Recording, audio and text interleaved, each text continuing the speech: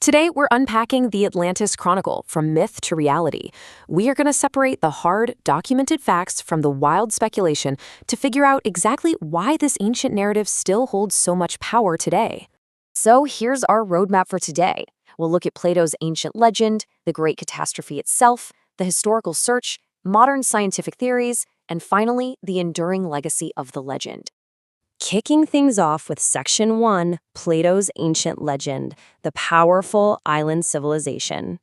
We're starting our journey in ancient Athens around 360 BCE.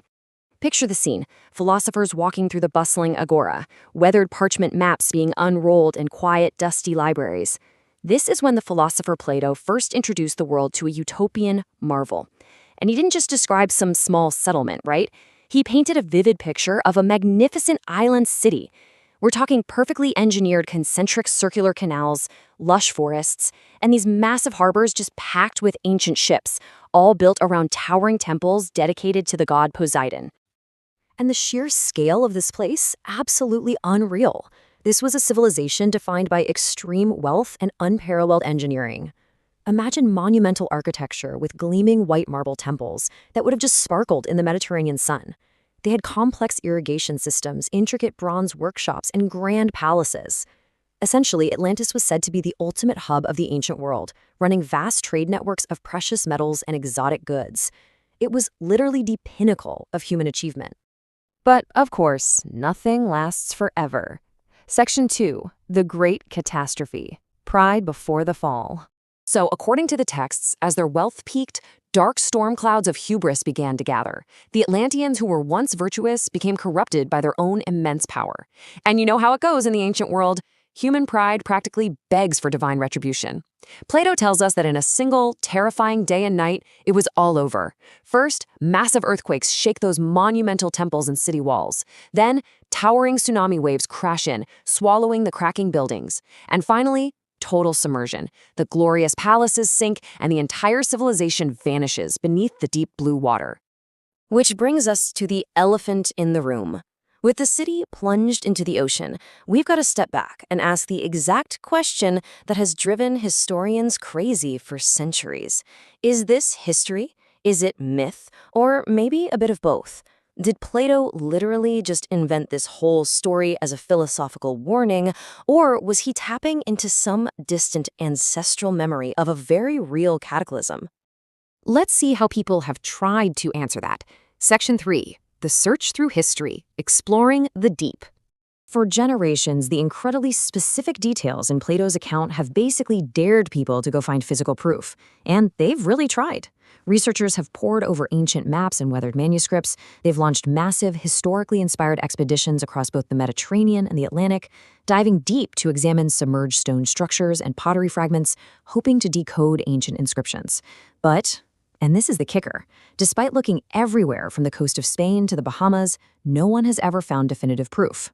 We have to be really careful to separate earnest historical investigations from confirmed discoveries, because right now, the lost city remains exactly that. Lost.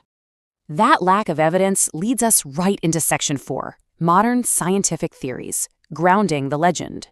Since we don't have that smoking gun, modern science has stepped in with a few fascinating theories to ground the legend in reality. The most widely accepted one? Atlantis never existed. It was purely a philosophical allegory created by Plato to warn against imperial hubris. But the second and third theories? This is where the archaeology gets super exciting. A lot of scientists think the legend was actually inspired by the real, historical decline of the Minoan civilization, or specifically, the massive volcanic eruption of the island of Santorini, also known as Thera. And yeah, there are always other highly speculative, unconfirmed locations proposed globally, but the Minoan connection is the one that really turns heads. Think about the striking parallels here. On one hand, Plato describes a wealthy Bronze Age island empire suddenly destroyed by earthquakes and sinking into the sea. On the other hand, we have the very real, scientifically documented Minoans, an advanced Mediterranean civilization that was severely devastated by the catastrophic volcanic eruption of Thera around 1600 BCE. That eruption caused massive tsunamis and earthquakes that absolutely crushed coastal settlements. It makes so much sense that over generations of oral storytelling, the very real trauma of that specific eruption evolved into the dramatic legend of Atlantis.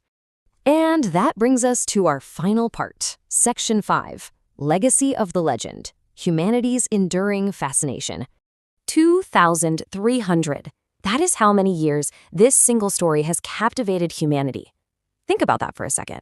Whether we're examining actual ancient settlements buried in volcanic ash or purely philosophical texts from ancient Athens, the allure of those crystal-clear waters and submerged marble columns refuses to fade from our collective imagination.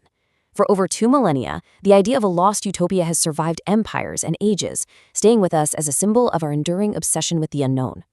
As we wrap up this explainer, I want to leave you with a quote from our source material that really hits the nail on the head. For over 2,300 years, Atlantis has remained one of history's greatest mysteries.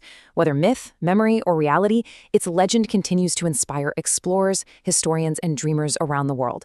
Because ultimately, history isn't just the physical artifacts we dig out of the ground. It's also the stories we tell ourselves to make sense of a volatile, ever-changing world. So it really makes you wonder, what other ancient mysteries, real or imagined, might still be waiting beneath the waves for us to discover?